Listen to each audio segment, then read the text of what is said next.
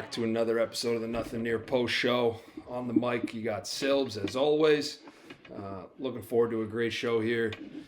Fired up about 4 quarters. We got some mid-season superlatives. We got a great interview with associate head coach and defensive coordinator for Johns Hopkins, Jamison Koesterer, and obviously close it up with the score sheet. But first things first, obviously got to jump in with line drills. And the only thing I want to talk about in line drills is the St. Patrick's Day Parade in South Boston. An absolutely epic event every year. The neighborhood of South Boston, obviously a young and young professionals neighborhood. There's estimates of 750,000 to 1 million people that show up to the neighborhood for the parade, and you get a little bit of everything, right? You get a great parade, about 4 miles long, that zigzags through the neighborhood. Some great floats. You know, you supporting the troops that come through. Some great Irish tap dancers that are working on their craft. And then from the people watching side, you get, with that many people, you know you're going to get some good people watching. You get your true Irish folk that are in town, either still living here or coming in for the parade.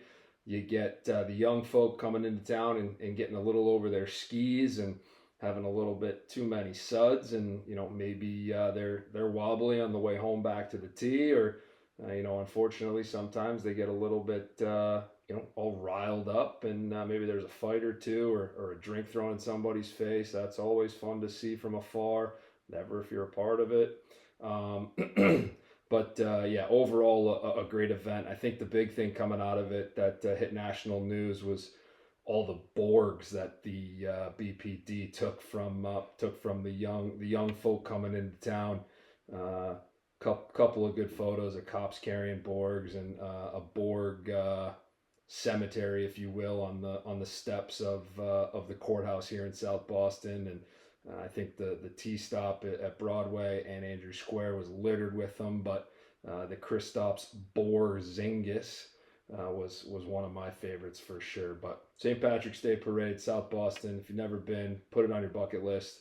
It's a great time. So that's all we got for line drills. We're going to kick it into to 4 quarters here. All right. Do something a little different. We're not talking about any games specifically, but we're about halfway through the season here. Some teams have played 8 games, 7 games, 6, somewhere in that region. So just about halfway for most. And I wanted to give out some mid-season superlatives from the Nothing Near Post Show. All right, the first superlative we got, thinking high school yearbook type style, we're giving out the Shakira superlative, given to the man whose hips don't lie and neither does his hand speed. We're talking Henry Dodge of the University of Vermont Catamounts. He's got an astounding 72% win percentage on 108 draws. Stick taps to Mr. Dodge there. Keep it rolling, my guy. Next superlative we got, the Wilt Chamberlain. All right, for the guy who's just out there filling up the hoop, the 100-point game. Still don't understand how we don't have video of that game, and we've got color video of baseball from the early 1900s. But this one is going to the one and only C.J. Kirst of Cornell. He's leading the country in goals per game at a 4.67. Just an absolutely insane number. He obviously had a couple of back-to-back 6-goal games. So, and then obviously coming off a huge weekend against Princeton where he went 5-2. So, big shout out to C.J. Kirst of Cornell winning the Wilt Chamberlain superlative. Sticking with hoops, we're going with the Brody, named after the one and only Russell Westbrook. Obviously, he's got the most triple doubles in NBA history. This is going to the guy that obviously is out there stuffing the stat sheet. And this is a fun one. The Brody, we're giving out to Riley Sullivan of the Lafayette Leopards. He's leading the country in points per game at a whopping 6.86. Big ups to you, Mr. Sullivan. Next one, we got the all-dressed chips superlative. All right. All-dressed chips, for those of you that don't know, it's a big-time Maine, New Hampshire thing. It's like an everything chip, perfectly seasoned. They are delightful. So if you're ever up in this area, make sure you get some. Humpty Dumpty makes the best version. But this is the all dressed chip superlative for the guy who's out there with something to prove every damn game, playing with a chip on his shoulder. And that guy, in my opinion, is Sam King of Harvard. He's got 6 points per game. The dude's a touch undersized. He was under recruited. Um, he's just out there. He plays his tail off. He's got a killer jump shot up the righty hash marks. Got a great little question mark going up the left side. But definitely got to give Sam King props for the Harvard Crimson. He's pulling them along and pacing them on the offensive side for offensive coordinator Neil Hutchinson. Next one we got the recognition of service superlative, given to the guy who is serving his teammates through great play, serving his opponents absolute headaches, and will be serving our great country upon graduation. This award is going to be split between Jackson Eicher of Army and one of my favorite LSMs in the country, Sean Gallagher of Navy. All right. Jackson Eicher is lighting up the stat sheet for the Black Knights and Army. We're gonna pull those stats up real quick because I want to make sure he gets his flowers for this superlative. If we're looking at it with Jackson Eicher, and obviously the Black Knights are still undefeated, right? So we're looking at, let's see what we got here. Jackson Eicher leading the Black Knights with 44 points on 22 goals and 22 assists, 10 ground balls and 2 caused turnovers in the ride. So big shout outs to Jackson Eicher. And then on the Navy side with Sean Gallagher. Now this dude, he's just fun to watch play. Doesn't really look the part. What has the clunky knee brace on. Almost has middle bar syndrome, but doesn't. And he's getting it done on the field as well. Obviously, everybody talks about AJ Marsh, which he's an unbelievable player. Don't get me wrong. I just have an affinity to the guys that don't always look the part. So Sean Gallagher, 3 goals on 4 shots. 24 ground balls and 7 caused turnovers, and only 2 penalties for a minute and a half. So shout out to those 2 dudes, Jackson Eicher and Sean Gallagher, for the recognition of service mid-season superlative. Next up, we got the Maple Leaf superlative. We're giving this one out to the NCAA's best Canadian so far this year. And this one's got to go to the surging Ohio State Buckeye, Alex Mariner. Playing attack for Ohio State. He's got 29 goals, 3.22 per game. Cool story about Alex. He was recruited as a defenseman, played his first 2 years as a defenseman, and he is actually still listed on the NCAA statistics website as a defenseman. But Alex has found a new spot for the Buckeyes, and he's got it cooking with 29 goals. So the Maple Leaf superlative is going to Mr. Mariner. So mazel tov. Next one up, we got the D3 Lives Matter superlative. This is going to the Division III player making the biggest splash in Division I this year. And this one's actually going to be split by 2 dudes. I know this is America, and we hate that everyone gets a blue ribbon, but we had to give it to 2 guys here, and ironically, they both played in upstate New York last year. Okay, the first one is Matthew Pauletto, formerly of Union College, but now he's taking draws for the Rutgers Scarlet Knights, boasting a 64.6% win percentage, and is really one of the bright spots for Rutgers right now. And he's added 2 assists and 54 ground balls. Second guy getting the D3 Lives Matter superlative is Michael Grace, defender formerly of RIT, Now with the Syracuse Orange, he's been a big part of that unit and will continue to be a big part of that unit if the Orange are going to get to where they want to go this year. Um, Hopefully his lower leg is feeling better. Can't quite remember off the top of my head if he played against Manhattan or not, but he suffered an injury or a cramp or something against Hopkins last Sunday. So um, big shout out to both those guys. Matthew Pauletto, formerly of Union College, shout out Coach Derek Witherford, and Michael Grace, defender, formerly of RIT, now with the Syracuse Orange, shout out Coach Jake Kuhn and the RIT Tigers.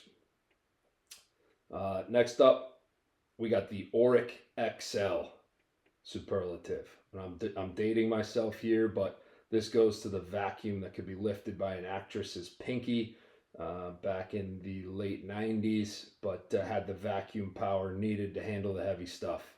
And the Auric XL goes to Levi Virch of St. Joe's Hawks.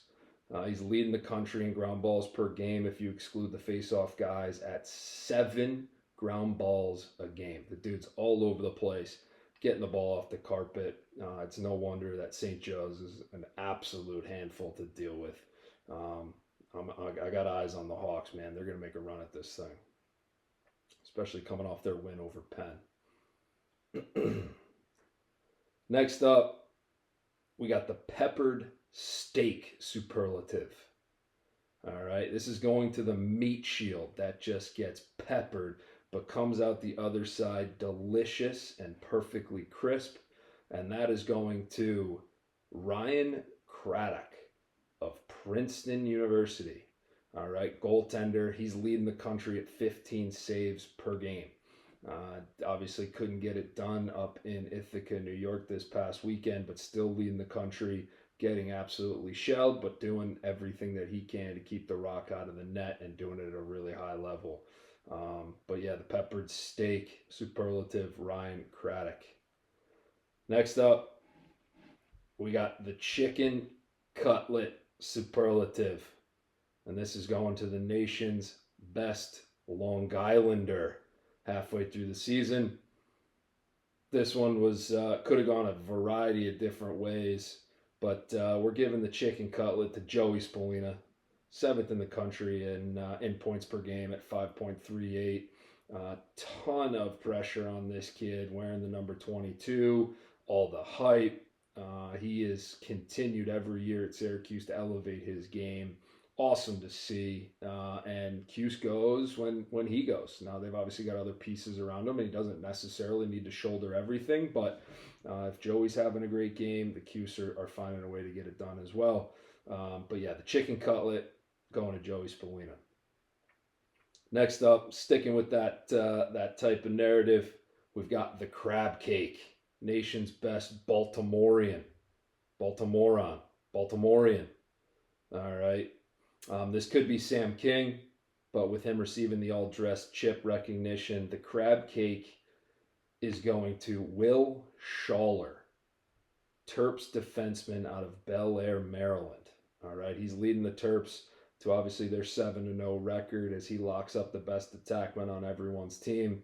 He's got 11 ground balls, 8 caused turnovers, including good performances against the chicken cutlet, Joey Spallina, as well as Chris Kavanaugh, both who had, Joey had 2, Chris Kavanaugh had 4 turnovers against Schaller in their matchup. So shout out to the crab cake, Will Schaller out of Bel Air, Maryland.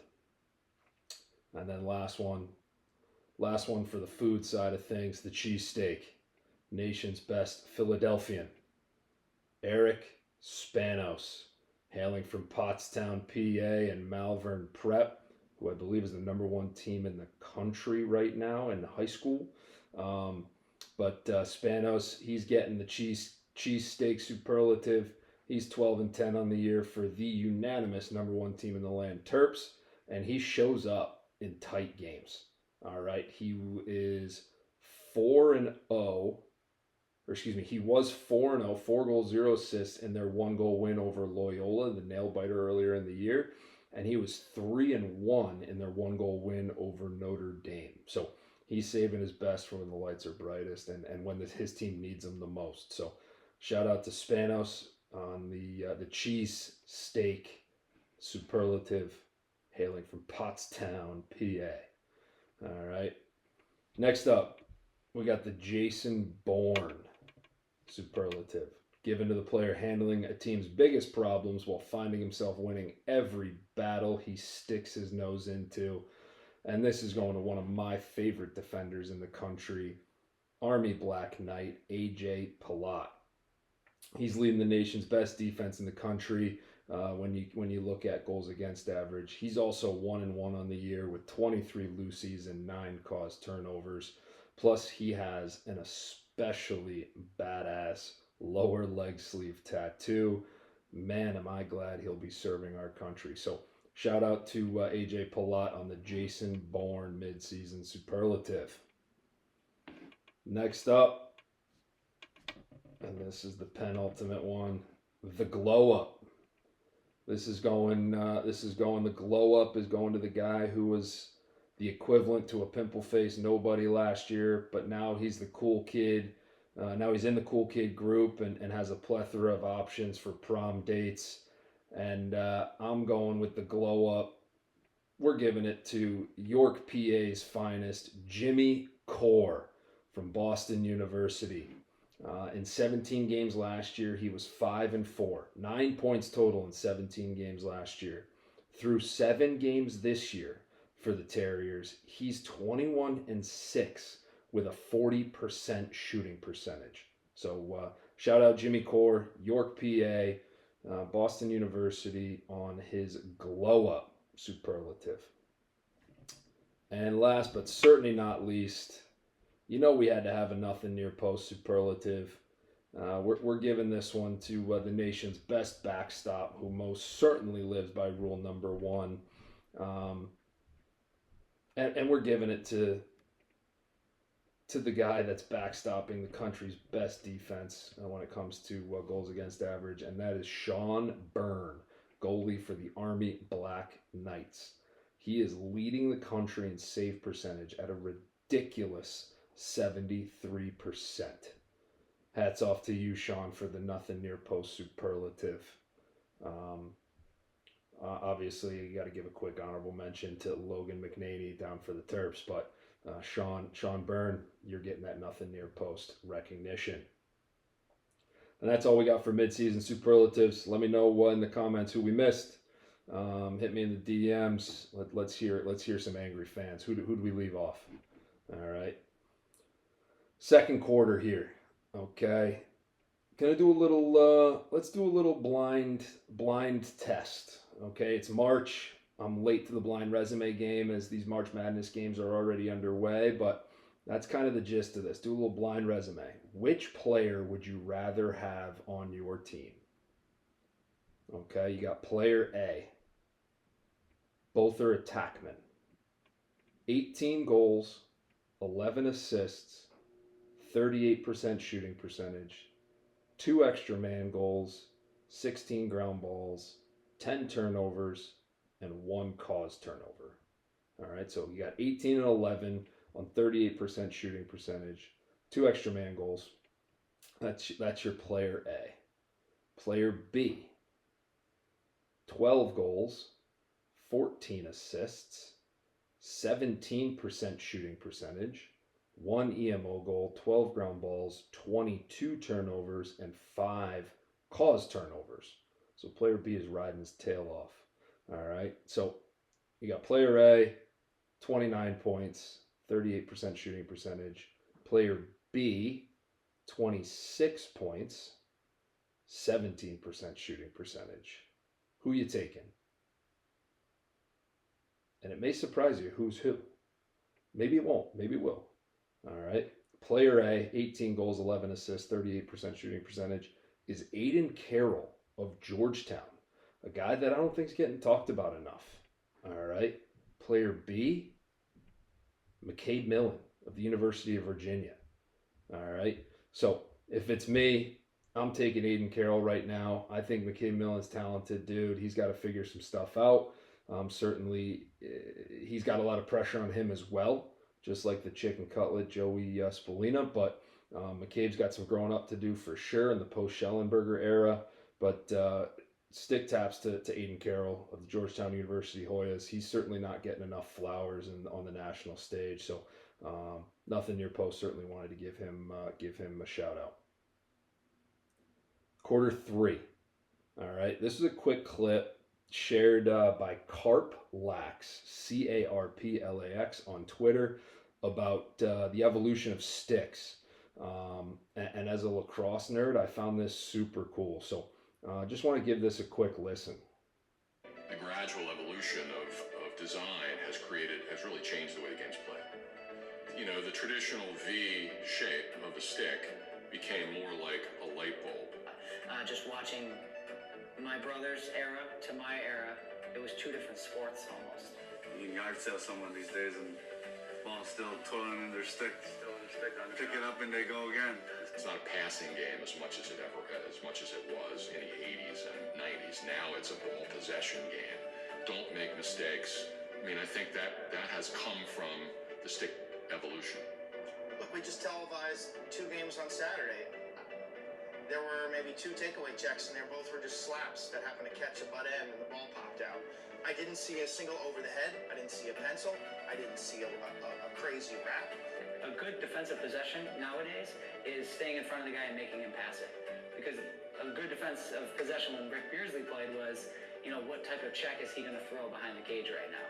In the old days, like, it was more of a me against you, who's going to come out with the ball. You know what I mean? Like, it was... And my idol as a lacrosse player was Dave Petramala, right? I wanted to be a takeaway defenseman. He was the guy. I tried to play like that my freshman year, and I couldn't because, he was tall. He always had this height advantage on guys. But now, I love watching these big, strong attackmen run through defensemen. Players didn't dodge as aggressively to the middle of the field like they do now. It's like pro football. Receivers didn't go over the middle back in the day. Each team had like one psycho receiver who was willing to go over the middle and get buried by a safety. You don't now because hits are less violent. You see everyone will go over the middle. It's the same in lacrosse. Our culture likes touchdowns. They like goals. They want to see a 22 to 21 game. Now there's always going to be a dynamic tension between innovation and tradition as we try to not only look for better ways to grow the game, expose the game to more kids.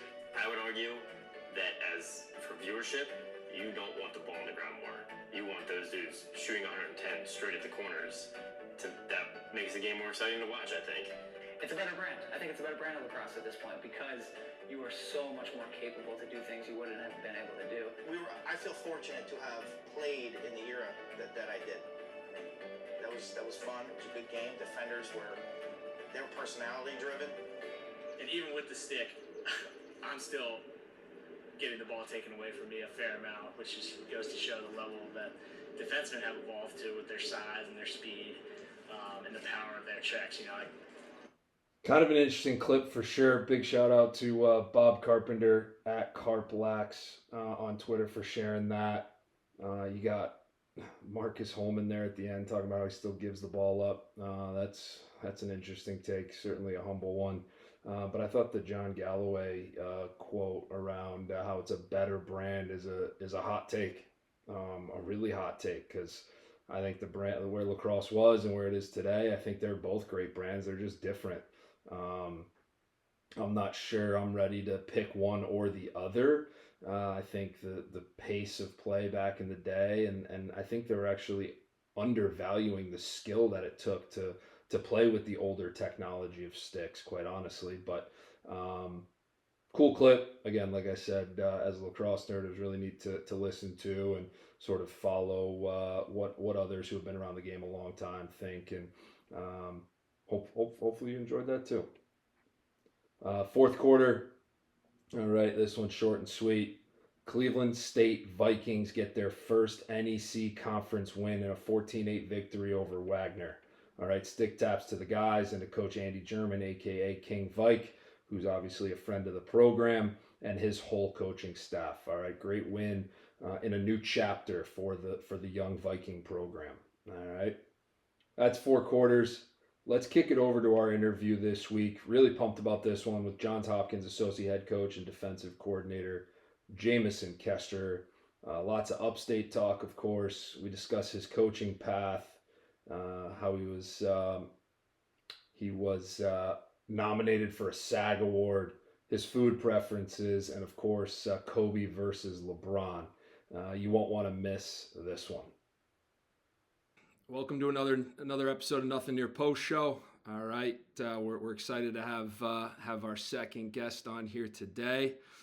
As a little bit of an intro, we've got a Casanova, New York native, a defensive and face-off guru, an America East Championship winning coach, an ECAC Championship winning coach, a 4-time NCAA quarterfinalist as a coach, a 2-time NCAA national champion as a player, an NLL world champion with the Washington Stealth, and a movie star nominated for a Screen Actors Guild Award.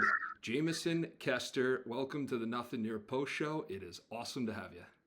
I don't know if I've had anybody recite the accolades like that, so I'm blown away right now. I don't know what to say. Hey man, we had to set the stage for a guy special as you. So yeah, listen, the most important one was the upstate part, like the 315. Everything else you can flush down the drain. I only care about where I'm from. You know that. That was good. One of the questions I wanted to ask you was, do we affiliate with Baltimore more than upstate these days? But I think that one was just answered right away. No, yeah, come on. I mean, the one thing I think the NLL thing was incredible to me. Did I see the numbers right that you took 446 draws for the Stealth during that championship season? Yeah, we were scoring a lot of goals. So yeah, it was a lot. It was a very short-lived career in the NLL. That game, I grew up playing inside, and I was not the most fleet of foot person as a player, but the physicality was never an issue. I was just way more suited for the indoor game, and in those 4.5, 5 years in the NLL, it was just such a cool experience being able to play with some guys that I don't think like the fans of the field game would necessarily know per se. But the 2 years with the Lumberjacks and then the 3 years with the Stealth, just some great teammates and some really, really special teams. So I was fortunate. Cool. Well, let's go off script a little bit. I'm going to jump ahead. I was going to talk NLL days down the road, but did you live up in the Pacific Northwest, or as some of my guys used to call it, the PNW, or did you travel there for games? No, I was drafted by the New York Titans at the time out of college. Never played for them, never suited up. They had my rights. And then in the summer of 2009, I think, I moved to Seattle separate from playing, but to live in Seattle and to help with the Seattle Stars program. Scott Hockstead, who owned West Coast Stars at the time, brought me out there. So I moved to Seattle with no plans of playing. And then when the Lumberjacks caught wind of me moving to Seattle, they reached out, and I was young. I was still in decent shape, and it was just another way to make some money. It was 2 years post-college, so I kind of like fell in love with playing again. And yeah, I was just, on a whim, started playing and kind of fell into a really good opportunity. Unreal. Was Lewis Ratcliffe around during that Seattle Stars in indoor time? Yeah, Rent-A-Lou was being rented by the Stealth at that point, and I played almost 3 years with him. Was a great teammate. That's awesome. I always enjoyed seeing him on the road back when he was in deep with that Seattle Stars group. I think just thinking about that playing stuff sort of on the field, did you have to do a bunch of technique changes? Was it pretty? Did it change over pretty seamlessly? What was your process there? Yeah, not a ton of adjustments. Obviously, guys are like in on top of you much quicker inside, so you're getting the ball out. There weren't like a lot of rules. They didn't really officiating facing off. It was pretty much like put your four hands on the ground and whistle. So we weren't expecting like a lot of procedural calls. It was pretty much mano, and it was really neat to be a part of that. But from a technical standpoint, it was just get the ball, And did you play any like backdoor? I know the guy that comes to mind today is like Baptiste. I still think he plays a little bit of backdoor, even though he takes a ton of draws. You in a similar spot? Yeah, I'm not quite Jake Withers, but Jake is kind of like the same mold. You only dress so many guys in that game, and it's not like you can be a Fogo in the indoor. So I was definitely helping out the back door as much as I possibly could. That's awesome. Yeah. I think my last question is: do you still follow the league closely? Not very close. Is it something that's on your radar? What's your I got to be honest with you, and this may surprise some people, but I just don't follow professional lacrosse. I don't watch PLL. I don't watch NLL. I don't watch any of that. If you're not on our schedule and I'm not preparing for you, I probably don't watch it. I am not like a big lacrosse guy. I'm just not. You're not going to catch me watching games on my phone while I'm out. I'm not watching it on the TV while I'm home. I just like teaching. And I think lacrosse is just the vessel that I grew up around and my avenue to teach and develop kids, mentally and physically and spiritually is through the game of lacrosse. But if it was planting potatoes or growing oranges, it would be the same thing. It's just teaching. I just like watching and working with people. And lacrosse just happens to be the way that I do it. Sure. Yeah, so you'd rather watch film on, I'm going to date myself here, Game Breaker, rather than on ESPN Plus. I like that. Yeah, no, I'm sports code is my life right now. I love it. Cool. I think that teaching point is actually a really cool segue. Coaching background, let's jump right into that. So been in the profession since 2011, if I'm not mistaken, right? Yeah. So 2011. Yeah. I think it's really cool to see that your path has been built on and commitment, and I'd even go as far as saying loyalty. You see a ton of guys in the coaching world these days just jump in every 2 years, and you've certainly taken a little bit of a different path, but started as a Hopkins volunteer, and then you went to the Coventry Academy as the head coach, and then Ohio State University as a face-offs and assistant defensive coordinator. UMBC as the defensive coordinator, and now currently with Hopkins as the associate head coach and defensive coordinator.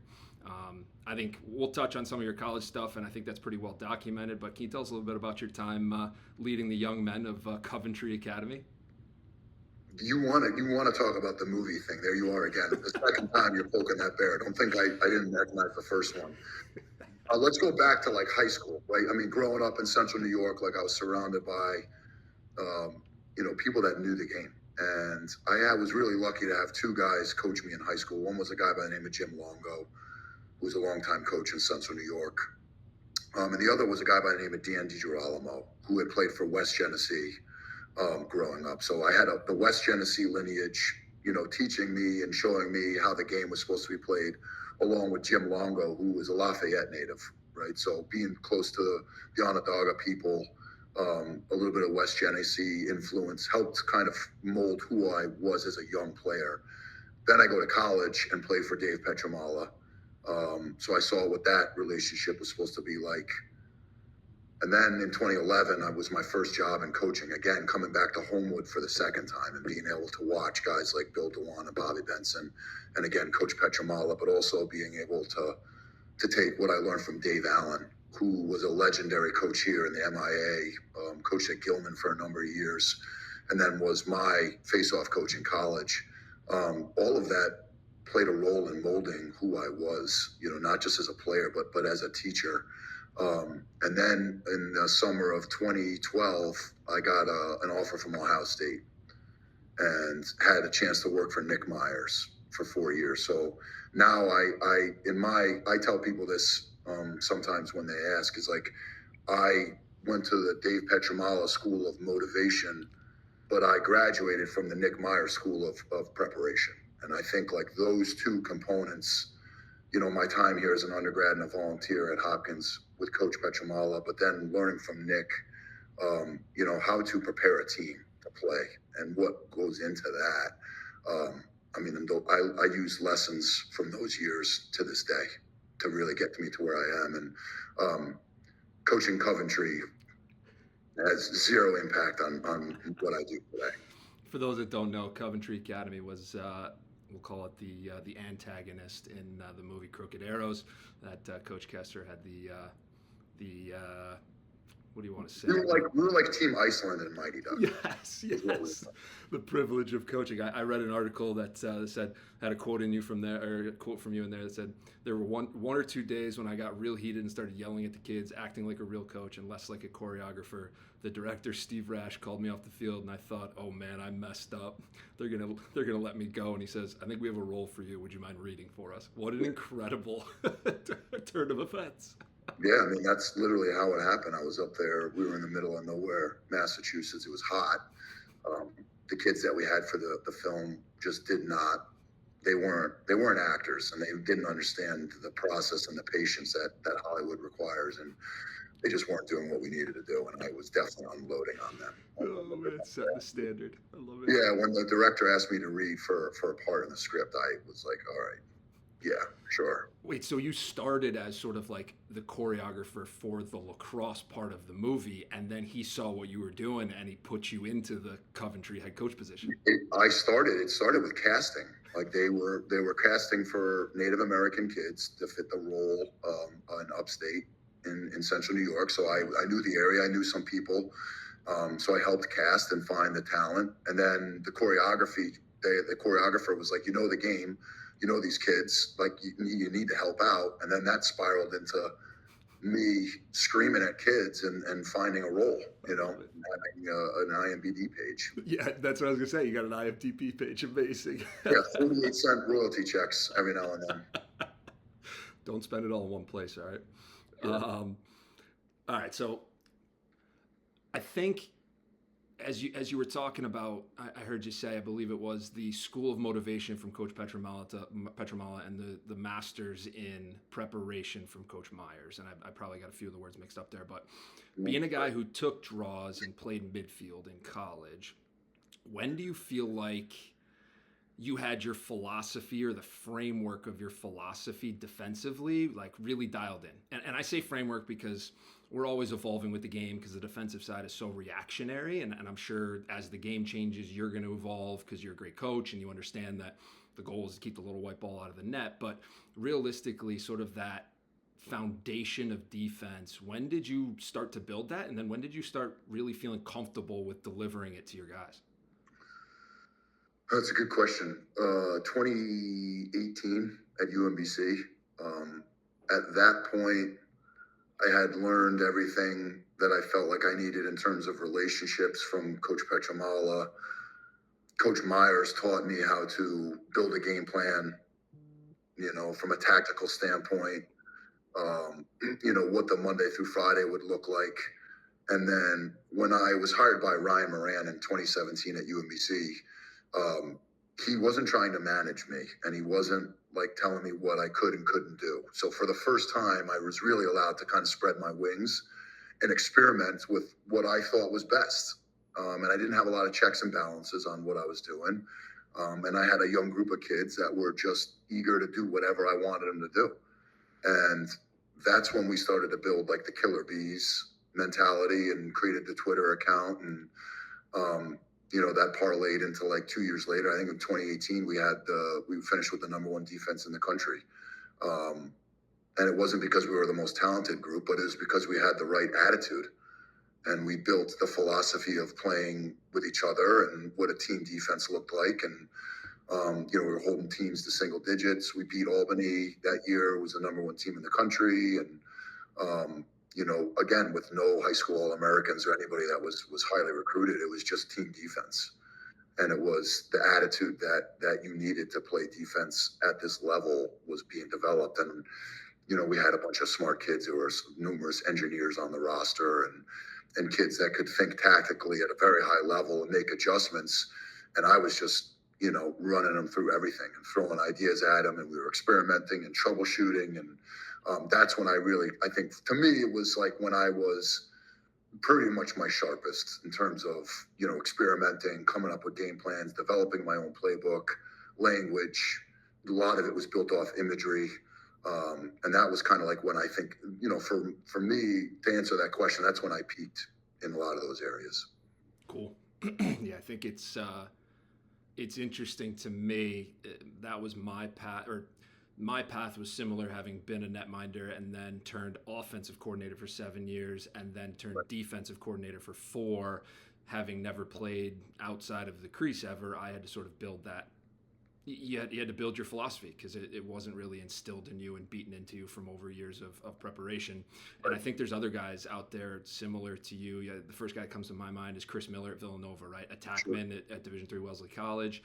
And he has now become a defensive dude in the Big East who's doing some pretty good things year over year. So can you talk a little bit about that sort of blank slate that you took to the defensive side of the ball? Do you think that's something that helped you? Do you think it's something that hindered you to sort of build out that philosophy and sort of framework? And I guess I say blank slate because we were never quote unquote taught the textbook, right? Like I know Dave Petramala has his how to play lacrosse book. I wonder if that was under your pillow or if this was sort of a reverse engineering type of scenario where like, okay, offensively into the midfield, I know they want to do this, so if we want to take that away, let's try this.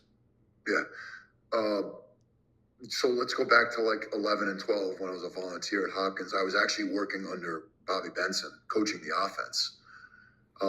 And I thought that was my path, was offense. And, learning from Bobby is one of the best offensive minds we have in the game in a variety of ways. So I'm sitting there with him every day in the office, watching, learning drills and seeing how he teaches stuff. And then when I got the opportunity to go to Ohio State, Coach Petramala called me in literally like a week before I left for Columbus and was like, just so you know, you're not an offensive guy. And I was like, wait a second. Like, I just spent the last 2 years like learning offense. Like you're going to send me to Columbus to coach defense. And he's like, that's who you are.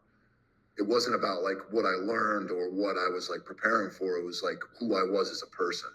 And I don't know why he waited until then to tell me, but that's what he told me. So the first year or 2 at Ohio State, I literally still have the playbook from Coach Myers and I. It was like I was hand cutting like Hopkins defensive playbook stuff and pasting it over like Ohio State defensive stuff. It looks like a 3rd grade paper mache project. Like that was the defensive playbook those first 2 years at Ohio State. I just didn't know. So I was taking like what Coach Myers wanted, what he thought was best. He was asking me what I liked defensively. I didn't really know. And it kind of molded into like this hybrid, like I would say 60% Ohio State, 40% Hopkins defense, which was really run by Coach Myers. And then again, after I left Ohio State and went to UMBC, nobody told me what to do. And Coach Moran was like, I trust you, do what you want defensively. I threw everything out the window and just started from scratch. And literally like things that I liked at Ohio State, things that I liked from Hopkins, things that I liked from Notre Dame, things that I liked from other defenses and what they were doing, and built our own playbook. Sure. And are any of those things that they did, those pieces that you brought together, how much of it was dictated by like what the offense wanted to do? Or was it more sort of, oh, that's a neat little package. I think that fits our personnel. I meant to mention this earlier. Like I feel like those years working for Bobby, learning offense taught me how to coach defense, because you learn what offenses want to do. And our game, right, let's just be honest, our game is the manipulation of space. Like that's all it is. It's like who can manipulate space the most. Our game is played with a ball like a lot of other sports, but the ball is the closest to our mind than any other sport. In football, it's down here. In basketball, it's down here. In hockey, it's down there. But the ball is up here in our game. And manipulating space is our game. And, Mike Phipps, who is a guy that I admire, coaching at Maryland for a long time, he always has this phrase where, great offense is played in the gray. And I think for a long time, defense was very black and white. Like this, if it's this, then it's that. And if it's that, then it's this. And I think, I learned over time, like, why can't great defense be played in the gray? Like, if great offense is played in the gray, then why isn't defense the same way? But also, like, why does defense has to be reactionary? Like, offense is taught to control the tempo, to control space, to manipulate space. And defense is in theory, right, reactionary based off of what the offense is doing. And I was like, the hell with that. Like, why can't we control what's going on? And, so all of those things kind of segue into developing the mindset of like you controlling what happens on the field, not letting the offense. And sometimes that happens and sometimes it doesn't, but that's the game we play, right? Totally, and that probably is why we see a lot of slide recover from the Hopkins defense these days, because you can dictate the pace a little bit, and sort of tell the offense where they can and can't go, and deal with the consequences elsewhere. Sure. Awesome. All right. Well, I think so. As the current Hopkins defensive coordinator, and you're talking about manipulating space, and I don't know if this was your decision or not, but I want to talk about manipulating space in the net this past weekend by throwing in the 6'4", 245-pound netminder for the Blue Jays. Where'd that decision come from? Was it yours? Was it somebody else's? And how did you think that the big man Jelinas between the pipes did? Well, I mean, he had 14 saves and helped us win, so I think he did amazing. If you know Warren, then you know that he's always preparing for stuff like that, no matter where he is on the depth chart or how he's feeling health-wise. So, and he shows up and makes plays every single day. So the result, I think, may surprise a lot of people. Probably doesn't surprise anybody in our locker room. Group decision, staff decision. We're very fortunate to have a guy by the name of Chase Erlin working with our goalies, who, in my opinion, is second to none in a variety of ways. Fellow upstate netminder, and just the experience that I had with him last year, coaching him and having him in our locker room, was like, we don't have enough time to talk about what Chase does. But he has a beat on those guys, and he's got a great culture being built in that room where those guys work hard, they have fun, they build each other up, they really take everything seriously. And you know, when Chase looks at me and he's like, "This is our guy this week," like I'm not blinking, and it worked out. Hell yeah. yeah. I know I texted you before this call, but people who listen to the Nothing Near post show know that we like big goalies here. So that was good to see. And you set the tone for that. You know that, right? Well, I don't know if it was me, but I mean, Drew Adams in my era and Scotty Raj in my era are both also big dudes in different ways. But I mean, and we could always consider Doc Schneider part of that too. But those were the. That's a big personality. Yeah. He's a big guy. Played big. He played big. I love it, and that's cool to hear about Chase taking the reins there. I think as a netminder himself, and again, this goes back to having played the position, being able to coach the position, and the goalie position, probably a lot similar to the faceoff guys. We're a different breed, and there's a lot of coaches that don't want to, one, either screw it up, or two, just completely don't know how to quote unquote talk to goalies. And I've worked with guys that say that exact word, and having a guy that's played the position and can sort of speak the language is got to be valuable. And it's awesome to hear that he's created that culture in the room with all those guys. Yeah, I mean, last summer when Coach Crowley, who we miss, took the High Point job, I think a lot of outsiders are looking for a big splash hire, like a big name to bring in. And Pete, Coach Millman, and I were looking at each other like, the most valuable asset we had this year was Chase Erlin, and the way he galvanized the whole team and became a member of our program. In the few months that we had him, we were like, we would be foolish to let this guy go. And so we kept him. And I think it was the best decision we made. Upstate's the best state, man. I don't want to reference, or actually I do want to reference it, and I think you know this because I found a tweet in your timeline, which looks to be a little bit outdated, but August 4th, 2020, the tweet was just #upstate. That's all it was. So I think you're probably referring to this moment when you threw that out there. But from one unit to another on the defensive side, the Blue Jays and your team lost a room full of defensive midfielders last year. Or do you guys call them short sticks, defensive midfielders? Have-nots. Okay, so you lost a whole room of have-nots last year. Brought in two guys from Yale and Monfort and Hackler. Getting some good production from the rookie Reese DeChico too, I believe, from what I've seen. How would you grade that unit this year, being a brand new faces? And if I'm missing anybody that deserve flowers, please be sure that we shout them out. Yeah, let's start with the group that we had the last few years. Brett Martin is as good a defender as I've ever coached. He was playing on one leg pretty much the last 2 years. Was an All-American, should have been first team, but again, like one of the best defensemen I ever coached. Hunter Juronsky was absolutely an unsung hero, Philly kid.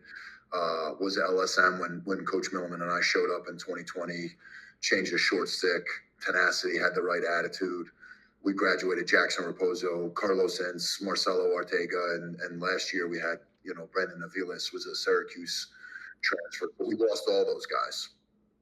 So naturally that was an A+ group, right?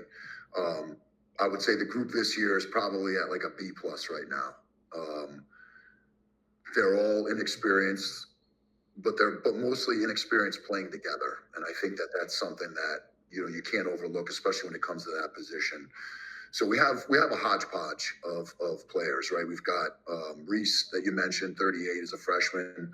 Rory Calhoun, number 40, is a freshman that's playing a lot of minutes for us. Eric McDonald, 45, is a junior but has never played before. So these are all first-time guys that have never really played. And then you fold in guys with experience, but that necessarily haven't played with us in Jack Montfort and Hackler. And guys that are selfless, guys that, understand the key team concept, the technical and fundamental side of that position that we work on a lot, but the attitude needed to play that position is what they have. And I'll work with that, like absent of talent or skill level.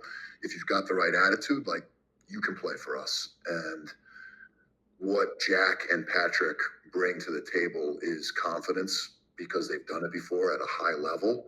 And that has just permeated that room. And all of those young guys that haven't played this position or big minutes for us are just soaking it up. And, Patrick Hackler, another upstate guy, he's just a dog, man. Like, I wish I had more time with him. He was the only captain at Yale for a reason. And he's just been awesome to work with. Like, I can't say good things about 26. Cool. Yeah, I've said it before, and I'd be curious your take, but hardest position on the field? No doubt. The have-nots. Yeah. The have-nots. It's not. So I guess as a follow-up, so you graduate a room full of have-nots. You get 2 graduate transfers, and to be honest with you, I didn't realize it was 3 freshmen that were contributing. Is that a position that, if you're at Hopkins or anywhere else you go, that you're going to recruit specifically to going forward? Yeah, I think when Coach Milliman and I first got here, there were a few just like predetermined short sticks. But even if you look at who we had, the last few years prior to this year, Brett Martin was recruited as an OMIDI. Hunter Joronsky was an LSM. Brandon Shore was a McDonough kid that came in as a close defense when we switched him to short stick. Jackson Raposo, who was a starter the last few years, was an offensive midfielder. So we were just taking like guys that couldn't play offense and making them defenders. I would say the group of guys that we have this year and moving forward, probably a little bit more recruited to play the short stick position. But in this game, if you can't go both ways, like you're going to really struggle. And short sticks that can't pass and catch and can't clear don't get on the field. 100%. All right, we're coming up on time here. I want to be respectful of yours. Yeah, you got 8 minutes or so. I got 8 minutes. All right. Yeah, well, then be selective with your questions. All right. Well, then I'm gonna give one more question, and it's gonna be Hopkins related. Can you share your favorite memory from either national championship run in 05 or 07? On the field, off the field, whatever your favorite memory was from either one of those trips. Aside from like the Monday that we won? It could be Monday, like a little build up to it. Was it the time the clock ran out? You tell me. In 2007, we were struggling. My senior year, we had lost 4 games in a row, I think, in the middle of the year. And that week after, I think we were 4-4 at the time, my senior year in 07. And that week, the juniors, and I remember Stephen Pizer specifically, we had a team meeting, players only, no coaches. And I remember a lot of the juniors got up in front of the room and they told the seniors what they needed from us moving forward. And I remember Stephen Pizer getting up and like look at me in the eye in front of everybody and telling me what he needed from me moving forward. And that really grabbed me, and it's got me right now just thinking about it. When your peers look at you and they demand something like that from you, which comes in a variety of ways, but at that moment where we were kind of reeling and we weren't sure, how we were going to like turn the thing around, that was like the reassurance that I needed, that not only I needed to get my ish together, but also like they believed in me. And I think that week we beat Maryland in overtime down at Bird Stadium. In the rain, Paul scored, and we never looked back. We never lost a game the rest of the year. It's awesome. It's awesome. It reminds me of a clip I think you guys put up recently. You in a defensive huddle. If someone in Blue Jay Blue challenges you, take it in stride. It is constructive. You're not being challenged. They're not putting you down. It's for the betterment of this team. And it seems like it almost stems from that experience when you were 4-4 back in 2007. Yeah, that's a good point. The standard is the standard. When coaches hold players to a standard, that's obviously crucial, but you get way more return on your investment when you have players holding players to that standard, and that's what you want. And some of the best days that we've had here the last few years, I don't have to say anything. When you got a guy like Bowden Zulu, who was a 2-time captain. He's running drills. He's running huddles. Like I put the whistle in my mouth to blow it because I don't like the way it looks, and he's like grabbing guys by the face mask before I can even blow the whistle. Like that's kind of like, as a coach, that's what you want. Cool. And that we always try to get. Cool.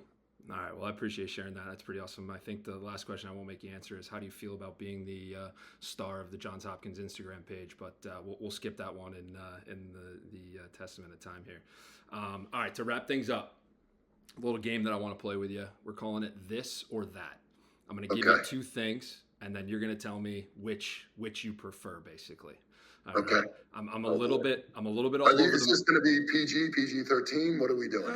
Mostly PG. Okay. All right. And I know I think I'm understanding you got some dietary stuff that you're sticking to these days. So there's a bunch of food in here. I tell you what, you do your research on these things. Like, this is well done. I'm trying to come prepared. Where you get your intel from. There's a few of us out there. I want to be the best. If I'm going to do something, I'm going to do it right.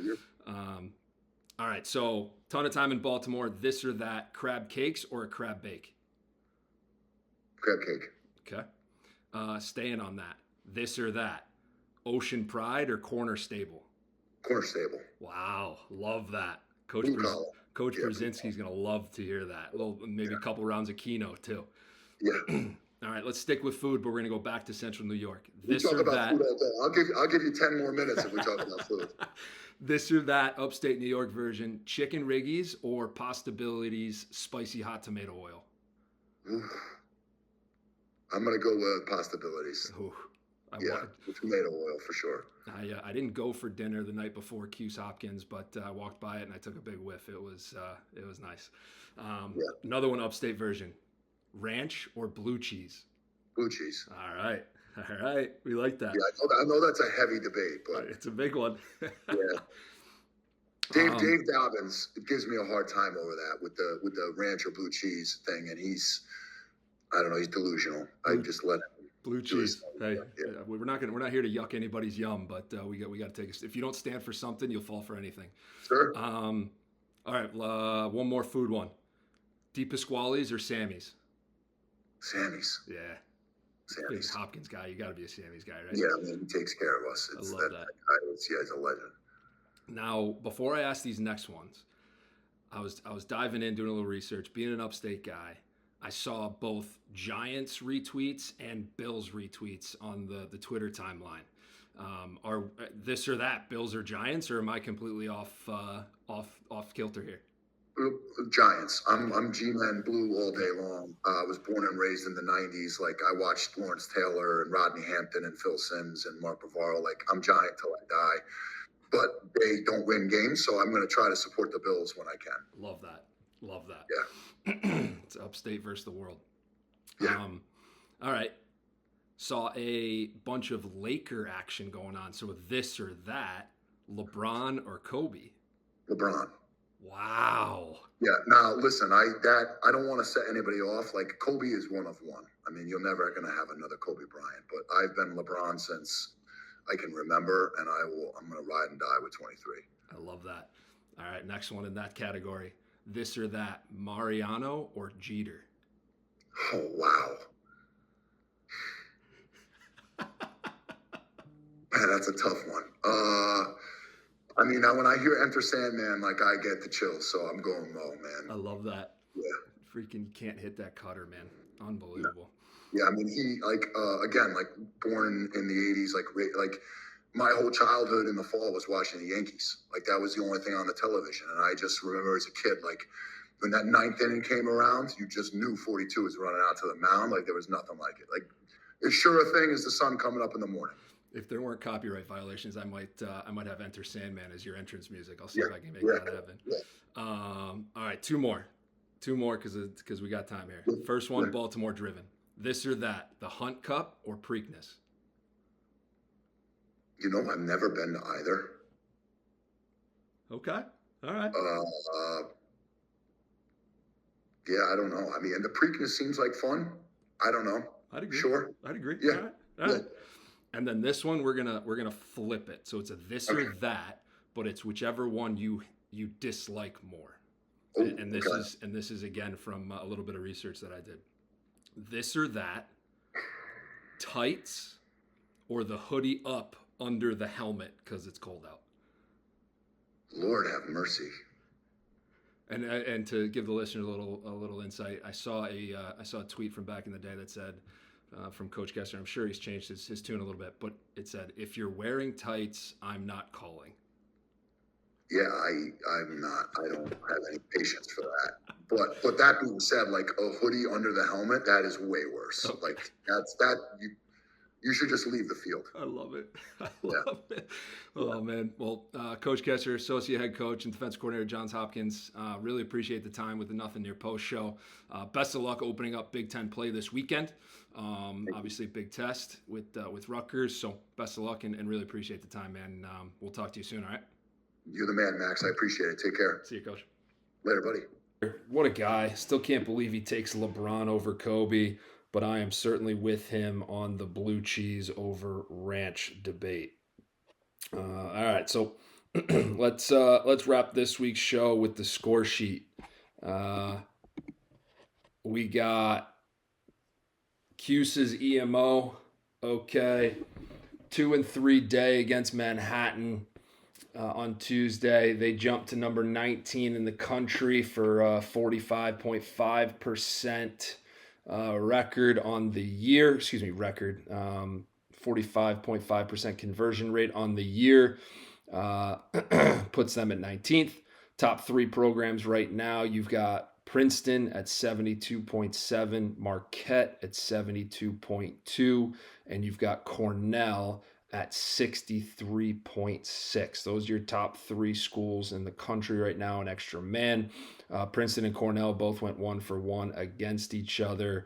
BU falls out of the top three after going 0-for-1 against Loyola. Next up, we got the University of Virginia man down. They held a surprisingly struggling Albany EMO unit to an 0-4 day.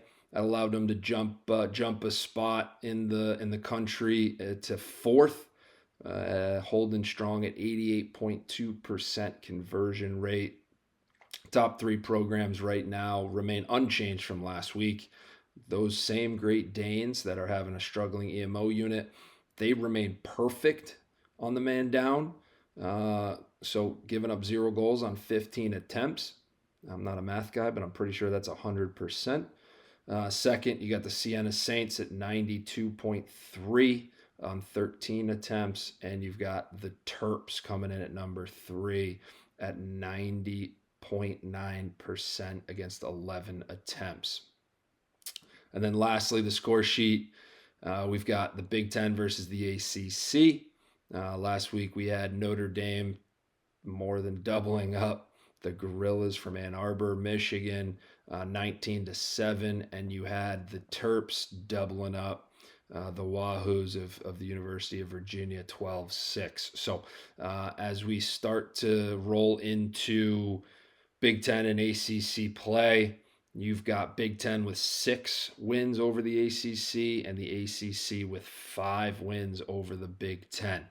The Terps have 3 wins over ACC opponents. That leads anybody in the 2 conferences. There's a couple people with 2, but the Terps with 3 wins over ACC opponents. I saw somebody wants to crown them as ACC champs, old school style.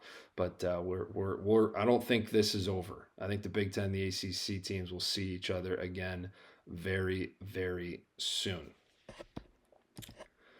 That's all we got for this week's Nothing Near Post Show. Thank you to Coach Koesterer. Thank you to you for listening. And make sure you go and subscribe to the YouTube and Spotify pages so you never miss an ep. But whether you do that or not for me, you must always abide by rule number 1. And we all know what that is. Nothing near post.